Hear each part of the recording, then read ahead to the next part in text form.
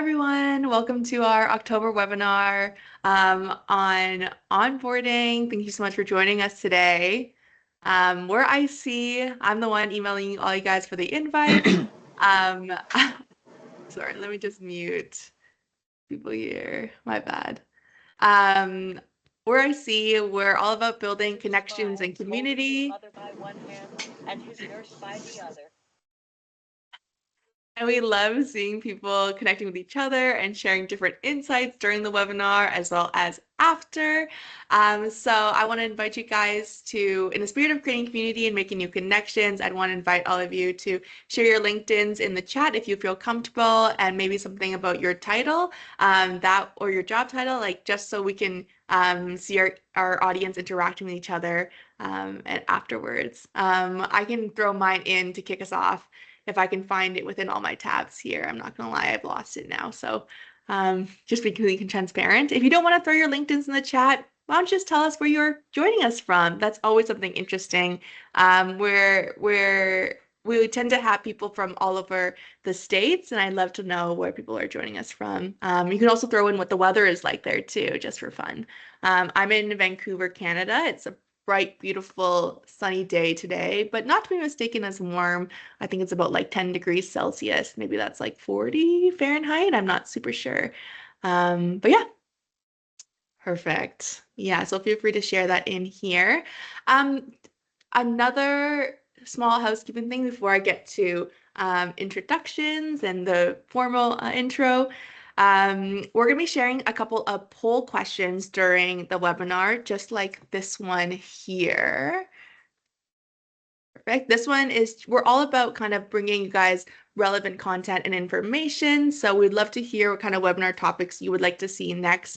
Some of them are going to be free-form and type like base. Other ones are going to be multiple choice. So if you see something popped up on the screen, don't be scared. That's just us. So yeah, we would love to hear from you. Perfect. Great. I'll wait a couple more minutes for people to trickle in, and then I can start fully chatting. Boom. Okay, let's see here. Great. Let's see.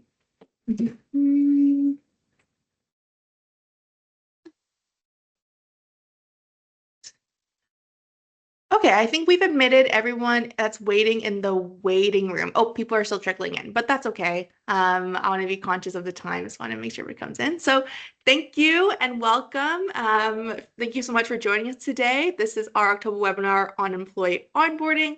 We're Intranet Connections, and we've been specializing in creating better employee experiences for 25 years. 1999 is when we started here. We're going to be touching on how to leverage technology to streamline personalized onboarding at scale. So just a couple of housekeeping things before I get to introductions. This webinar is being recorded, and my colleague Felipe, if you want to turn your camera and just give a quick wave, he'll be following up and sharing the recording with everyone afterwards. So just keep an eye out for that. In addition, this is part 2 of our 3-part onboarding series. So part 1 was the worksheet that came with the confirmation email. It looks like a lot of you guys are really loving that and filling that out. So I'm super happy that that's really connecting and resonating with you guys here.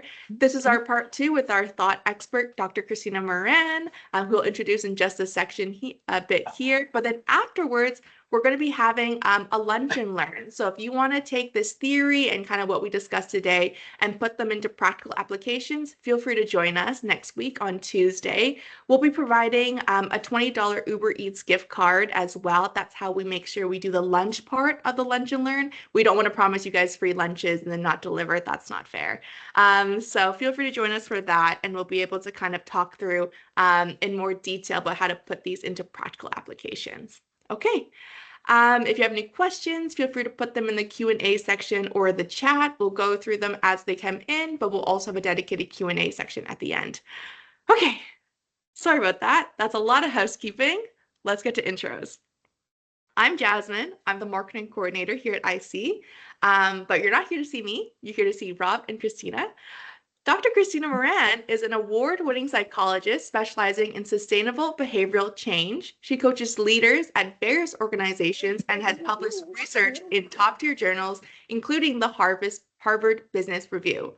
Christina holds a doctorate and a master's from the University of Akron and a bachelor's from John Carroll University. Welcome, Christina. Thank you so much for joining us. Oh, I think she might have just accidentally dropped. I don't see her, but I'm when she here. goes, oh, you're here. Okay. Yep. But so welcome, Christina. We're super happy to have you. Now let me introduce Rob. Rob Nickel is the CEO of Interconnections. First joining as the VP of Software Development, Rob now captains IC as we sail into the future of internal comms.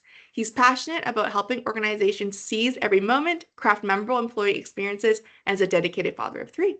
I'll pass it over to you, Rob. Awesome. Thanks, Jasmine.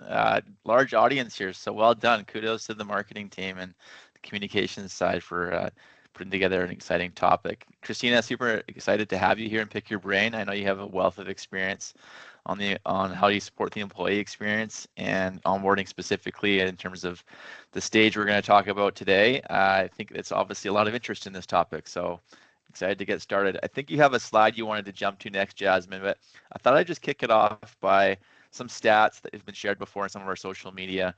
I don't think it's the case here that probably many people here have just a day of onboarding or what we'd call more like orientation, but there is stats to show that 15% of companies only onboard new hires for one day. Maybe you're a week, maybe you're a month. I know there's a poll going up here, that's great. Give us a sense, like how long do you typically onboard employees for? We're going to go through a lot of aspects of that. But I thought it's good to share some stats. So my question to start off here and kick off, Christina, is, what's the main difference between onboarding and orientation? Yeah, happy to answer that. And thanks for having me. Thank you to the team that put the webinar together. Happy to be here with everybody. So when I think of onboarding, I think about it as what does it take to help the employee acclimate to the organization, to all facets of it. So learning the ropes, knowing who people are, understanding the basic terminology, and beginning to contribute on meaningful tasks and projects. Orientation to me feels a little bit more tactical. Are we getting the employee documents? Do they know where the restrooms are and where the emergency exits are and things like that? More of the kind of quick learning that happens as somebody is just becoming familiarized with the space and the who, what, and where of what's going on. So that's the main difference I see, and onboarding is obviously more complex. Awesome. Yeah, that makes a lot of sense to me. So it's looking at the audience, some of the answers, we got 31 responses. The majority are sitting here at 90 days, which I think is pretty standard, somewhere closer to, between 30 and over 90. Of course, onboarding takes longer than that in terms of different aspects, but let's talk about that. So what kinds of activities are typical in onboarding? How frequently are those done? What are some important aspects of the onboarding journey? It depends a little bit on the organization, right? So what works best for them, how difficult certain things are to learn, how important safety is, right? There are certain things that are foundational that probably need to happen sooner in the process than other pieces and parts. And so thinking about that, some of the things that employees are likely learning early on is obviously just the basics. The first day is overwhelming to an employee, even if you just kind of strip it down to the absolutely necessary. So where do you go to? What things are necessary to get you set up on the payroll system? Even just meeting a couple key colleagues, it can be very overwhelming. Their brains trying to form all of these new connections and figure out who certain people are and remember names and remember where to go. And did I come in this way or did I go in that way? And what did they say about this? So it's not really a strong expectation that people are going to retain and absorb a lot of that on that first day. It's more about making them feel welcome, like they made an excellent decision by choosing your company, and then getting them acclimated with a couple key people early on.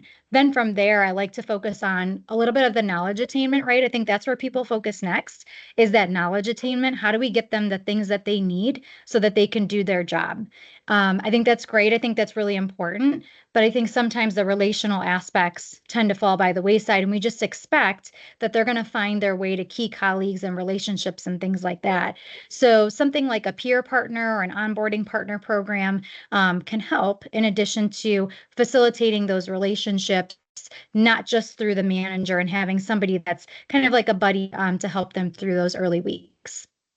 I love that. I love the onboarding buddy. I think that's really crucial to have someone like maybe in a peer or similar role that you can count on other than just your manager and that sort of thing. And we touched on that when we met before, Christina, the difference between knowledge transfer and establishing relationships through the organization and kind of developing your network and understanding who to go to for different things and those sorts of things. So there's that fire hose effect, as you mentioned. You come in first day, first week, like there's so much coming at you.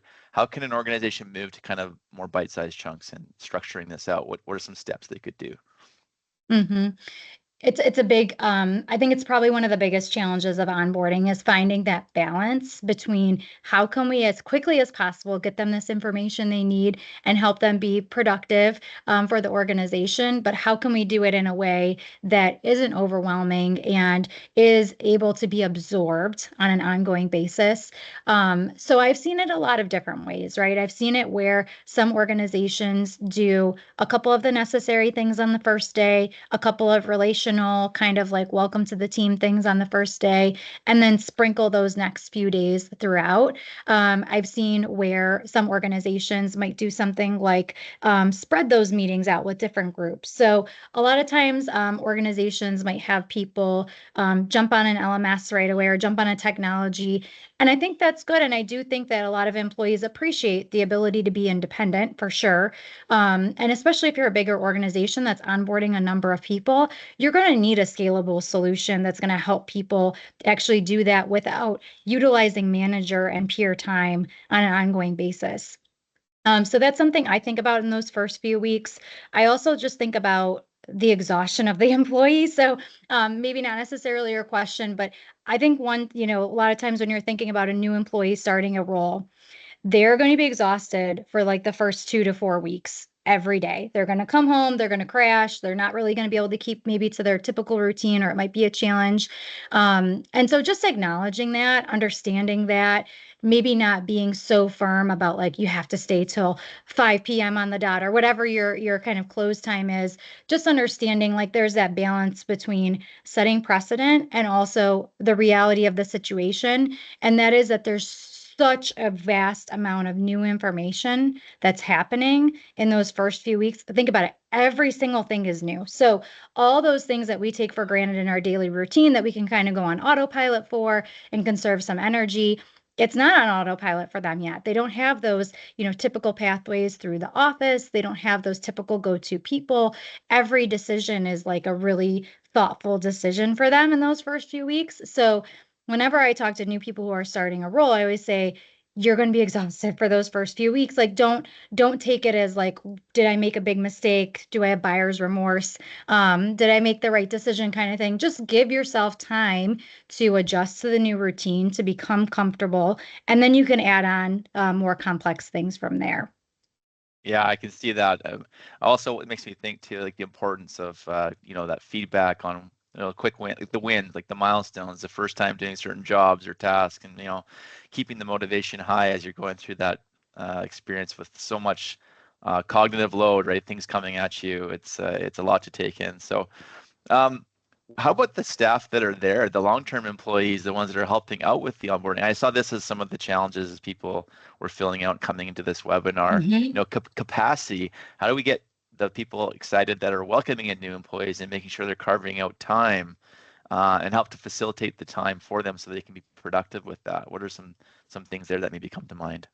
Yeah, it's a great question. It's something I see in a lot of places, right? We all have our meeting schedule and our routines, and somebody new is starting, and it's a big change for their life, but it's just kind of another day on the job for us.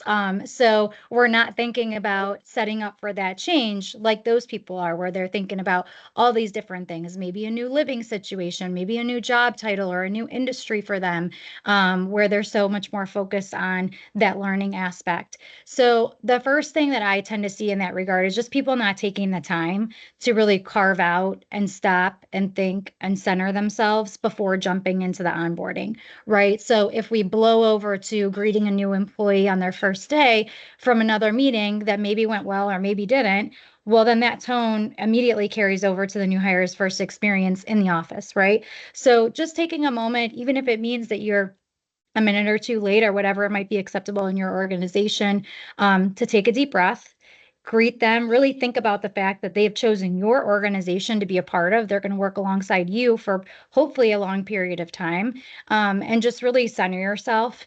I also am a big fan of getting things on the calendar. So if anybody's seen the movie Anchorman, Ron Burgundy talks about how whatever's on the teleprompter, he will say, whatever's on my calendar, I will do. So I always feel Love like if that. I put it on my calendar, I will do it. So if I have a new employee starting and we're supposed to give them a tour and get some documents, or if I'm supposed to do a later day check-in, even if it's supposed to be informal for them, I can still put it on my calendar to ensure it gets done, to give myself the time and space to center myself before doing that, and to jump in, fully focused on the new employee and ready to get to know them and get excited about working together.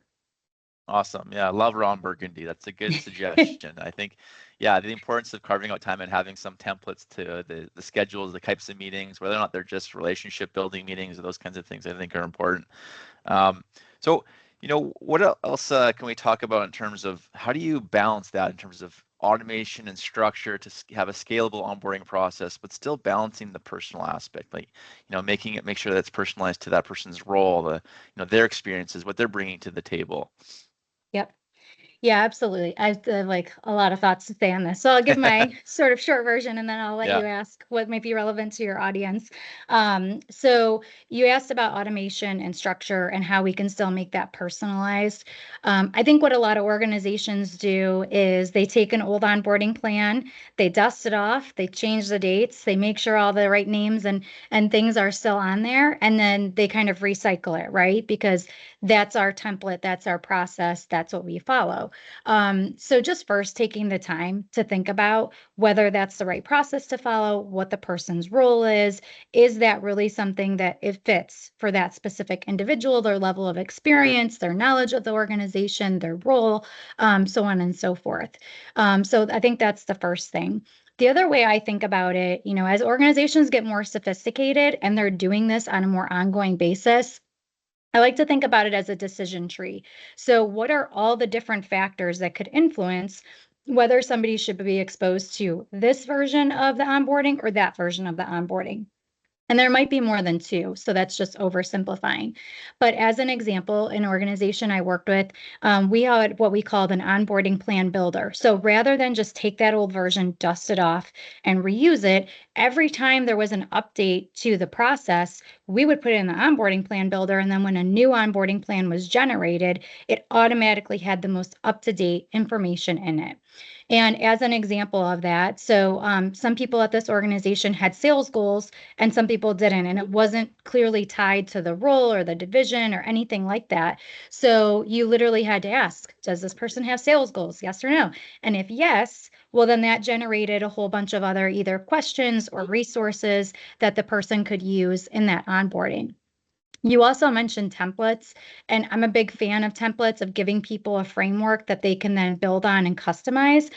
I think the biggest type of template that I've seen be successful from an onboarding standpoint is what should those early meeting agendas look like with team members? So as the manager, again, you might be blowing in from another meeting, not have a ton of time to prepare. And how can you just have a list of things to go over, a really, manageable list of like, how was your commute in? How are you feeling so far? What questions do you have right off the bat? Let's do some introductions. They're just things that I think we blow past because we're not doing them all day, every day in our work because we know people, they know us. And so just having that quick visual reminder of like, oh, yeah, the new employee would probably like to hear about this, or it would feel better for them to spend some time on this with me, I think can be really helpful as well. So happy to dig into that more, but I really like the decision tree and kind of generating a new plan based on those decisions every time. Yeah, I like the concept of the tailored onboarding builder as you're talking about, and the learning process of going back to it and saying, hey, how can we adjust what's worked before, what hasn't, or what some things we've gotten some feedback, that sort of thing. And touching on the differences if people are coming in more of a contributor role, management, leadership, what function they're in, sales, as you mentioned, or customer service, how that's going to tailor that onboarding plan. Mhm. All these things are important factors, but also just the soft skills and the relationship building, just making sure that's layered in there. So you're not just, it's not very so mechanical as you're describing. So love that. Agreed. Let's talk about some systems that you've used? What are some tools, systems, tips, and tricks maybe there that you or you're sworn by, things that are in your toolbox? Yeah, and I see that in the chat, some people said actually the majority of people are partially automating their onboarding process. So if you care to share a little bit more context in the chat, that might be helpful for other people to think about. We could talk through some of those things. So I'm a Qualtrics junkie. I love Qualtrics because you can kind of be a programmer without being a programmer. So when I think about this onboarding plan builder, I built that in Qualtrics, and it was really easy to do some branching, some logic.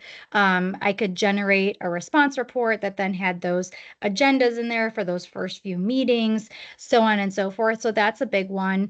I do think that company intranets, LMSs, some type of knowledge repository is extremely important because if you think about, again, what I just shared as an example, which maybe a lot of people are doing where they have a template, they dust it off, they refresh it, they use it again. You don't always know which was a good version and which was a bad version, right? So like maybe you used one and then you thought, oh boy, I forgot to add that language in, or, that specific thing didn't make it in. And not related to onboarding, but just as an example of that, we implemented a new background check process, and I had forgotten to include it in the new offer letter because it was in my template, but I reused an old one and refreshed that. So it happens. It happens to all of us where we're just like, yeah, the last version's probably the right one. I'm going to use that one. So when you're creating that new template, you don't always know which one was published, which one is the right one, which one went well, because we're moving so fast. We don't always take time to go back and make those notes or delete those old versions that we don't want to use again, or that type of thing. So I'm a big fan of company intranets. It can be that simple. People have made all kinds of things where it's just, even if it's a shared file structure, just something to say, this is the final version, use this version, and you keep all the drafts and all the kind of supporting materials somewhere separate. That way they don't get mixed in with the final version, the published version, I think is really important. And it helps the new hire navigate better, right? And again, being that self-sufficient, like I think that's a balance too, of being self-sufficient and also needing to have personal contact with people as they get acclimated. That should be a balance too, because they don't want to be sitting there bored, waiting for somebody to look at them and say, hey, or would you have something to work on? But at the same time, we all know like we can't schedule 8 hours in our day to just kind of sit with them and help them through things a lot of times. So it needs to be a balance there as well. So true. Yeah, I think the importance that is one thing, establishing a source of truth, whether or not that's shared drive, intranet, things for those templates, having version controls and these things to make sure that they're getting updated and you're always getting the latest and greatest, not going back to old copies. So that's important, those kinds of aspects you touched on. But the self-service, I liked what you just, another thought come to mind as we were talking the other day. We talked about asynchronous onboarding versus synchronous onboarding. Like we can't spend 8 hours every day in meetings together shadowing all the time. There's got to be times where they can do certain things asynchronously. They can self-serve and complete tasks as part of their onboarding and getting up to speed on the organization. So what kind of activities make sense in those two different buckets? That's my question, is what makes sense to put into the synchronous, done together in meetings, these kinds of things, or the asynchronous, which is self-service? What would be some things, some tips there? Yeah. So a couple things come to mind on that question. Obviously, as organizations are smaller and they have more time to devote to personal contact, one-on-one, along the side, on the job learning, things like that, then they can afford to spend that time doing that. And it may not make sense to build resources, especially if they're hiring intermittently, where it's going to take a while before the next person's hired, and by then the information may be obsolete. So I'm always a big fan of building SOPs, standard operating procedures, and things like that, just in case. We always say, in case you win the lottery one day and you're not there, then the next person can kind of come in and really easily know, again, that final version, what is the correct procedure. But that being said, in a smaller organization, that's not always necessary. As the organization scales up, of course, I think the need for asynchronous materials becomes greater because then there is more drain on those experienced people's time. Having that one-on-one contact from a relational aspect is really important, but from a knowledge acquisition standpoint, isn't always the most effective or efficient. So supporting with some of those asynchronous resources is very effective, I've seen in a lot of cases. Some things that come to mind on that are things that are compliance driven. So if you need to know that somebody's gotten this type of harassment education, these points were covered, or discrimination, safety, any of those like compliance, regulatory things that need to be done and done in a very particular way. I'm a big fan of doing it asynchronously, having the content controlled. That way, people are getting the same content, the same experience over and over again. The synchronous parts, the more synchronous that you can do, the more personal contact that you can do. I don't want to say the better because I do believe like there's a critical point there where people's jobs aren't getting done and then, it becomes a little bit challenging. But I do think that if you can afford to have some personal contact throughout your onboarding process, people are generally going to like it, right? We like humans, faces and voices, and all those things are just not easily replicable. It's, to 100% degree. I know we're getting closer and closer, which is happening whether we like it or not. But we do, have unique tendencies to attend to human faces and voices and expressions and things like that. So as humans, we do like that. But that being said, if you cannot afford to build in a really long synchronous or even just have a lot of meetings that are synchronous with your new hires, I would focus them on relational things as much as you can. So it's okay if somebody needs to deliver a PowerPoint or if you're having a panel or if some content needs to be presented one-on-one or, in person in a personal contact kind of environment. But if you're trying to strip it down to the very minimum that has to be presented synchronously, I would focus that on relational items as much as you can. Getting to know each other. How are we going to work together? Who's important to note for certain things in the organization, and those kinds of things. Awesome. Yeah, a lot of great examples. So in summary, as organizations scale up, a lot of those, like the policies, the handbook, the compliance materials, the things the knowledge bases, the things that you can put into tools like intranets or self-serve on, those are more ripe for the kind of asynchronous, systems and that sort of thing. Whereas the relationship, becoming part of the belonging of the culture and feel like you're with the right colleagues and developing those relationships, that's more in the synchronous side. So let's talk about culture and the brand and values. What are you seeing them do to really create that sense of belonging early, to create that connection to the organization? What are some strategies there? Mm-hmm. So it's interesting because and when you're interviewing somebody and you're selecting them for the role, you feel like there's enough of a foundation there that they will support the key aspects of your culture, right? Doesn't mean they have to be a 100% fit, a round peg in a round hole kind of thing. But I always feel like the key there is ensuring they will at least maintain the values of your culture, if not elevate them. Okay, so using that as the foundation, we need to teach them what is acceptable in our culture, right? And so culture is thought of as the way we do things at our organization, and even like PhD researchers in psychology and things like that, that's pretty much how they define it. It's not anything more complex than that. It's a sort of intentionally vague topic because it means something different in every organization. And so the how we do things at our organization, it's a little bit of norms, right? It's a little bit of this is acceptable, this is not. Don't leave the sink dirty. If you use the sink, clean it up. Make sure it's ready. We don't have housekeeping 24/7 here. So take care of it, leave it clean for the next person kind of thing. Those are norms. They're probably not going to be written in any sort of manual. Somebody's just going to have to mention that to you at some point for you to figure it out. Expectations, do we start a meeting with an agenda, a purpose? Do we close on action items and get confirmation from people? A lot of organizations here are probably like, oh, that would be great to do. We don't do that. And some are probably like, oh, yeah, we do that all day, every day, right? Those are differences. Yeah. So I think it's first figuring out what are those expectations in your culture. There's certainly probably room for things that people can add their own personal creative license to on things, and they don't have to be done a certain way. But there are probably other things that it would be good for them to know before maybe they unintentionally go against it in a meeting or a group setting or something where there is sort of a social consequence, even if it's minimal, especially when they're early on in their tenure. Something I've seen work well is so if you get to the point as an organization where you have mission, vision, values. You have behavioral statements that support those values. And then you tie those behavioral statements and those values into every aspect of your people operations.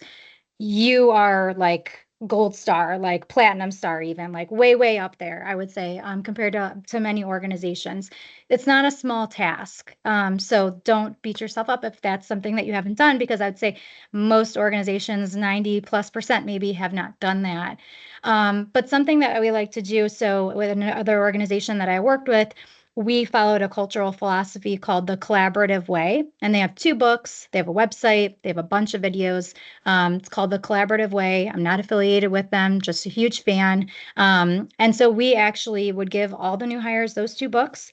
We developed our own learning program about that, and it was discussion based. So we would get a cohort of new hires together, usually about 12 or so within a given quarter, maybe, and we would discuss those books in chunks over the course of about 12 weeks. And so just talk about examples and what does that mean? And what have you seen in practice? And what do you feel like we're not doing as much of and could be doing more of to align with this?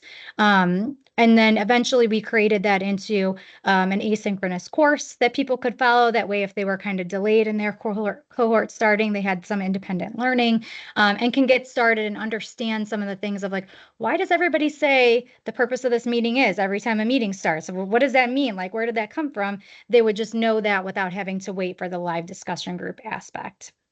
Yeah, amazing. And I think speaking on behalf of our audience here, we work with, and I can see in the audience, there's a lot of mission-driven organizations, you know, in either government services, community services, financial services, healthcare, these kinds of. So I think most of the people in this room probably have some pretty clearly established mission and values and those kinds of things, and probably are embedded in some way into their onboarding, I would imagine. And people are feeling that in their first 90 days or so, at least, as they onboard. So that was great. Good examples there. I'm just thinking in terms of metrics, like how do you measure if you're doing success in your onboard, if you're doing well in your onboarding program? When do you get feedback? How do you measure? What are some indicators to know that your onboarding is going well or how you can improve? Mm-hmm. Again, going to vary a little bit by organization. Some organizations love to survey and their people are comfortable with that. And other organizations, it's a personal conversation. And many other organizations are somewhere in between. So whatever works best for your organization is probably the framework to start with. Metrics of success. So the first thing is, does the employee feel good enough about your company to stay with your company through that first Right. month, 60 days, 90 days, right? I don't know. I know I hear of a lot of stats of people leaving in that onboarding phase. I wouldn't say I see that firsthand personally, but maybe that's because some of the organizations that I've worked with have a pretty clear and transparent interviewing process where they're being honest about the Right. I organization. think So that there's not a depends lot on of how well the surprises. hiring process is performing as an indicator of how well you're going to do into the onboarding people to stay, probably, right? 100%, Yeah. 100%. I think another metric is how effectively is that person contributing and after what period of time, right? Like, I don't think we want to put an artificial pressure on the person to say like, in some industries it might be effective, but in other industries that are more creative or where the metrics are a little bit squishier and harder to figure out, it's not usually like super clear to say, well, by 30 days in they should have made their first sale, or by 60 days in they should have produced, 1,000 years or something like that. It's usually not that clear, but it's more like, are they on a project? Are they coming to the meetings? Are they listening? Are they asking good questions?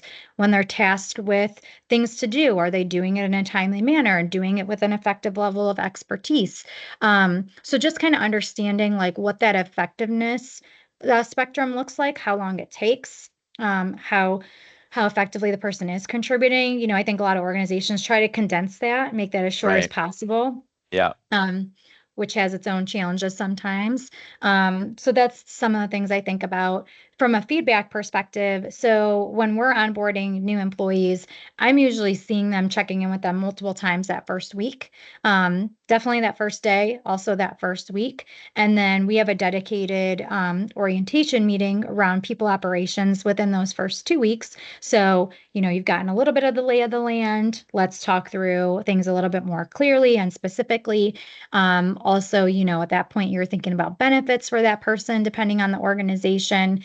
And then from there, you just try not to overload the person with like, how's it going? How's it going? Are you having a good experience? Do you like us? Are you going to stay? Like, there's that balance too, Yeah. right? Not just like, please tell us we're doing a good job either. Like, so you have to strike that balance. But then I like to check in with them somewhere in that 30, 60, 90-day mark. So usually in that meantime, I'm kind of informally checking in with managers, with peers, so on and so forth. Getting up from your desk, doing a walk around the office as much as you can if you have a physical office, is important too. And then just getting that sort of indirect feedback, but then also setting a touch point, once they can look back a bit and kind of reflect on the experience they had. I'm a big fan of asking for that feedback then, because in the Right. moment, that first week, they don't know how important these meetings are, or how effective they're going to be, or how relevant they're going to be for their job. But 60, 90 days, somewhere in there, they'll probably be able to look back and go, oh, yeah, I didn't really quite get this in the beginning. It'd be helpful to know more about that. Or this particular area maybe wasn't as relevant to my role and could be switched out.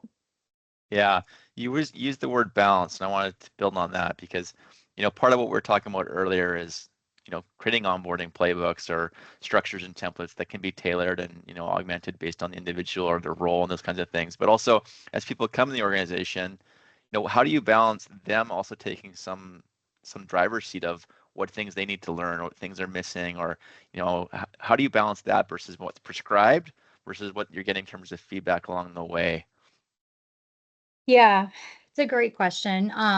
And I think that I would be remiss not to mention that, like, depends on the person that you hire a little bit too, right? So Right. if you are hiring frontline workers, maybe don't need to have as many skills, and things like that, don't have to have as high of a level as critical thinking, then maybe it does need to be more structured for them and not as self-led.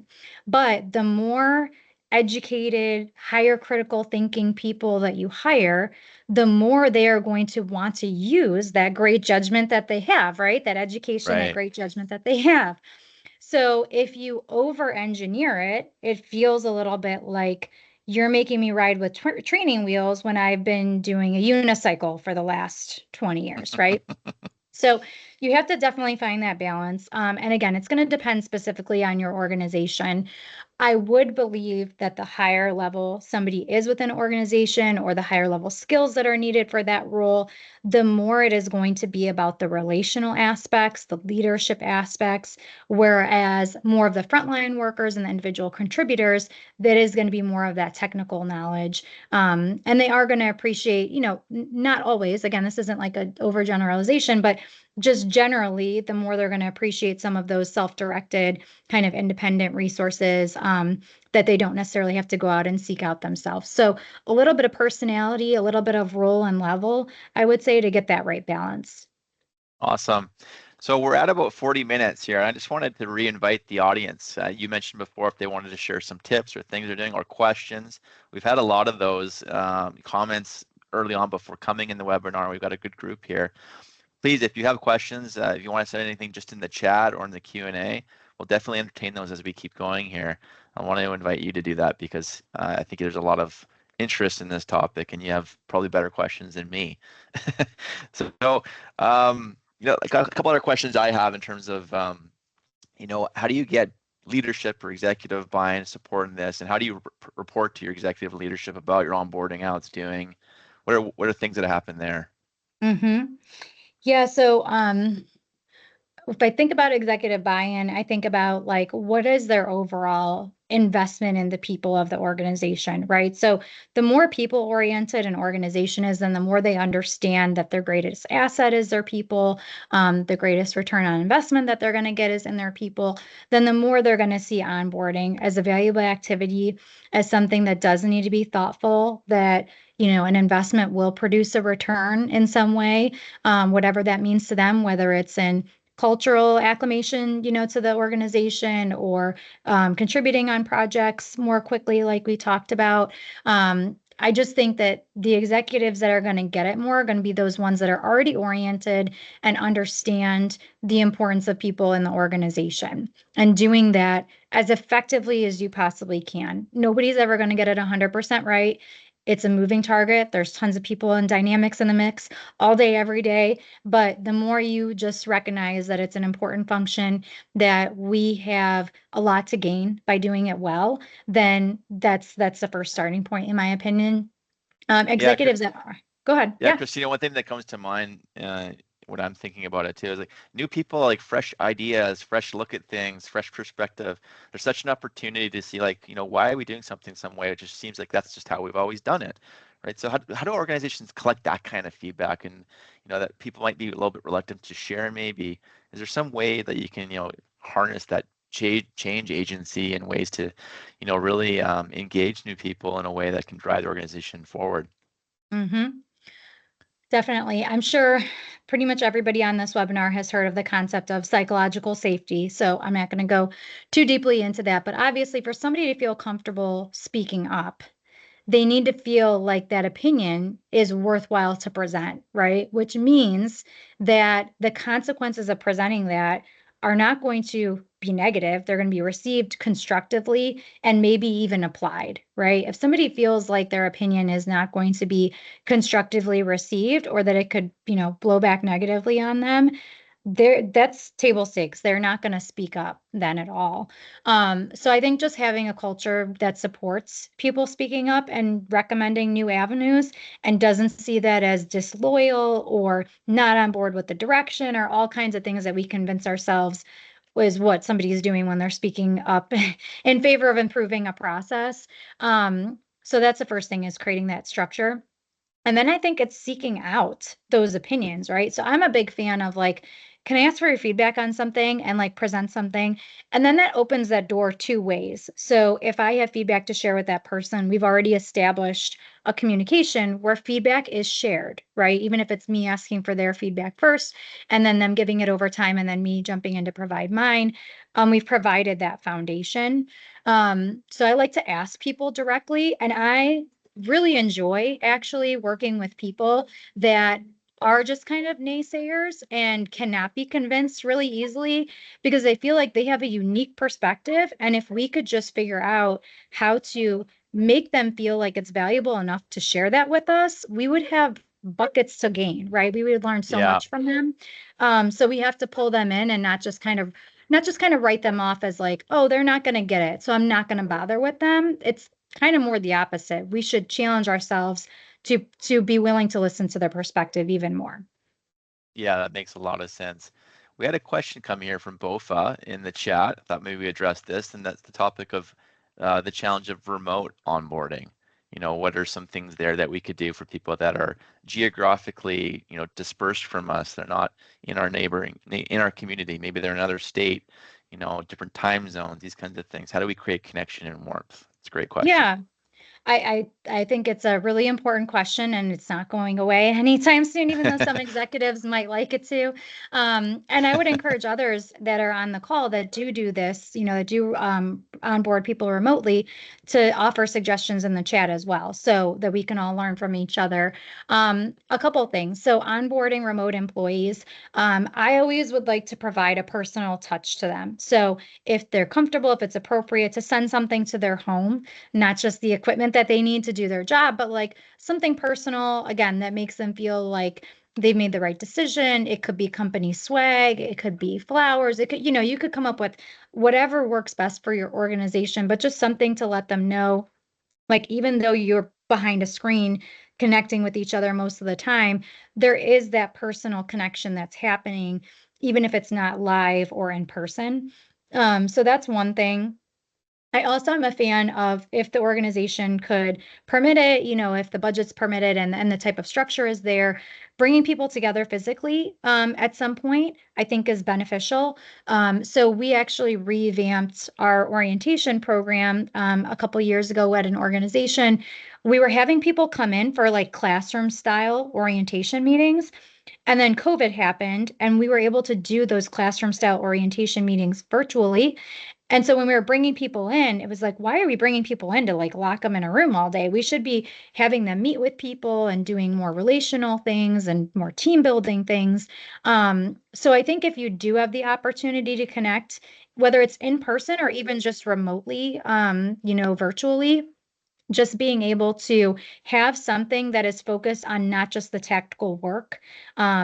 Even just starting a conversation with like, we're going to do an icebreaker. What are you most looking forward to right now? Like, I just think that's the easiest icebreaker. Everybody lights up. They get to talk about whatever they want. They don't have to think about like, oh, I'm not really into concerts, or I'm not really into like trips. And that's what the icebreaker is about. If you just ask them like, what are you looking forward to this weekend? What are you looking forward to in general? People kind of light up. So just making some time for that personal conversation too, and not just jumping into the transactional when you can. Yeah, I like that.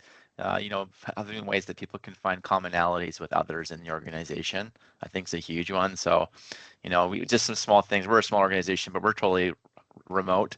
So, onboarding is for sure like, welcome cards and things that aren't just your work materials, like you mentioned, and having people welcomed into the organization to everybody across other teams and these sorts of things, I think are important. But also physically getting together once in a while to have some in-person relationships, even if you are remote first, I think still quite essential. So hopefully both of you got some good ideas there. Oh, it looks like we have another question here. And Jasmine, you might have been ready to jump in, so feel free if you had something. I was just gonna say I just opened my Teams for the first time during the webinar and I got some messages. We've had this before where people can't access the chat just due to their external organization's privacy policies. So if that's the case, just feel free to message me the question and I will advocate for you during this. I'll be your microphone. So just want to let that in there. Perfect. Thanks for sharing that, Jasmine. So the question here from Kim was around onboarding student interns. They're kind of a unique group. So what would we want them to, how can we make them feel integrated in our team and culture and give them some valuable work soon after they start? I don't know if you can see the whole question here or not, Christina. I can. Yep, Yeah. I can. Yeah, this is something I've seen many times. And so I think the first place I would start is like, what's your expectation for your internship program, right? Like, I kind of view it as an important talent step into the organization, an opportunity for the organization to determine whether this is somebody they would want to work with on an ongoing basis.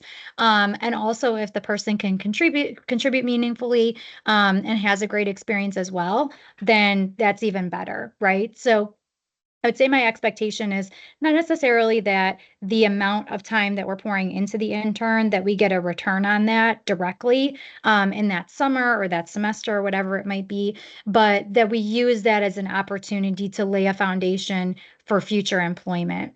So it may be the case at your organization that they come for the internship and then they don't end up staying for a full-time role just the way the internship is structured. But if you are in an organization where that can be structured as more of a step into the organization, I think that's really a win for everybody.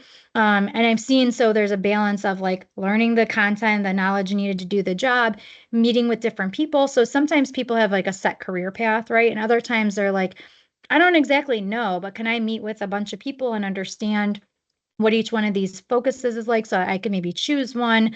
So that can be meaningful as well. I also see team building, sometimes service projects built in to internship programs.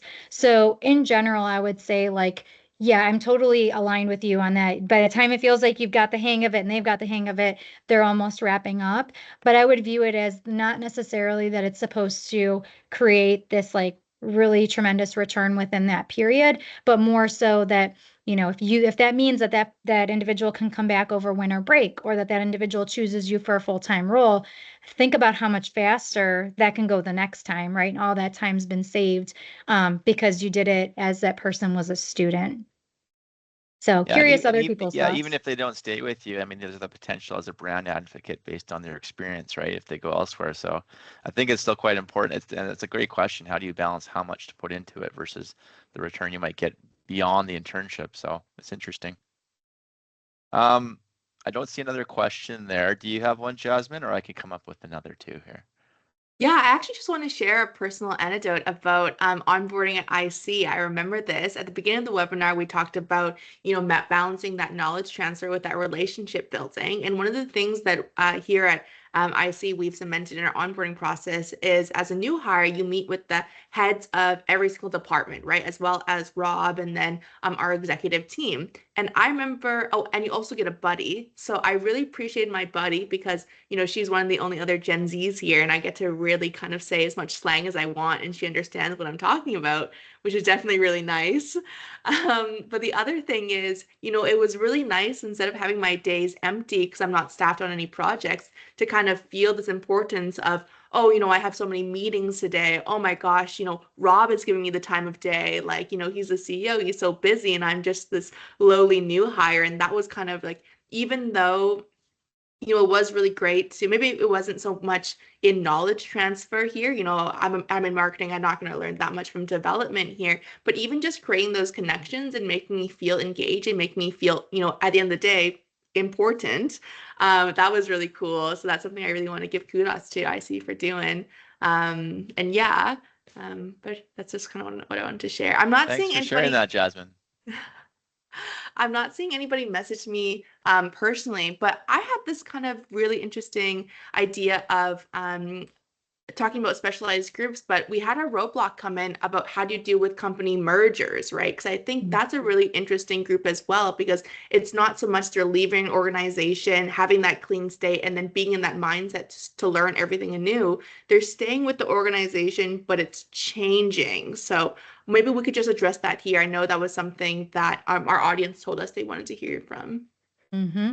Yeah, that's an excellent point and example of a time when it would be really easy to overlook onboarding because they're not a new hire, but not realizing that they're learning new language, new people, integrating into new systems and processes, just like a new hire would be in a lot of ways. So what I've seen is, if you treat tenured employees, so let's say there's two organizations, there's a lot of tenured employees who are merging together. If you just don't say anything to them, don't give them any background, and then just throw orientation meetings and new hire stuff on their calendar, they're going to feel like, oh, okay, so I'm going to be treated like a complete new hire. My experience, my tenure is just kind of thrown by the wayside and not super important to this new organization, whatever that looks like. It's not going to feel great, right? Like, I would say take the time to have a personal conversation. So even if it's like there's a group meeting and the entity from the one of the new organizations is getting together and you have the opportunity to introduce yourself and get to know people a little bit and say, we've thought a lot about this. We are going to invite you to orientation meetings similar to how we do them for new hires, because there is a lot of new language, processes, faces, so on and so forth, that we think you benefit from hearing from. That's not to diminish your experience or all your contributions, but we think you're so important to our future that it's really important that we align on some of these things that we don't really know about each other fully just yet. So I think just some background, some communication to people is really important, because just like we talked about with centering yourself, if you don't take the time to pause and think, how is this going to look to the person that has no background on what I'm sending over? Then a lot of times it could be misconstrued or taken in a way that maybe you hadn't even predicted.